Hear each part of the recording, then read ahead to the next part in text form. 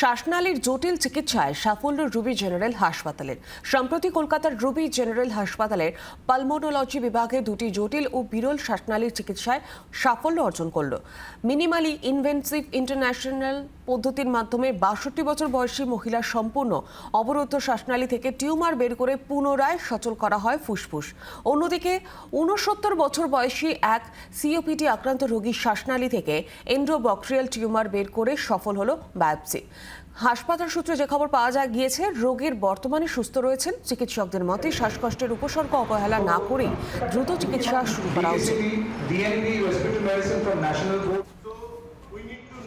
Rigid ব্রঙ্কোস্কোপের মাধ্যমে আমরা generally diagnosis করি, দেখি, কিন্তু যেটা করা হলো এই ক্ষেত্রে সেটা হলো পুরো টিউমারটা রিসেক্ট করা হলো, বার করে দেওয়া হলো। এবং এটা একটা মিনিমালি ইনভেসিভ প্রসিজিওর, কোনো কাটাছেঁড়া নয়।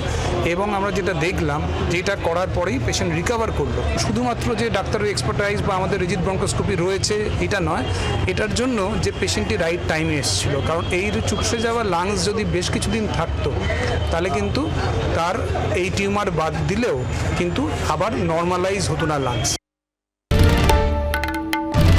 বাংলার আওয়াজ, বাঙালির আবেগ, জি 24 ঘন্টা।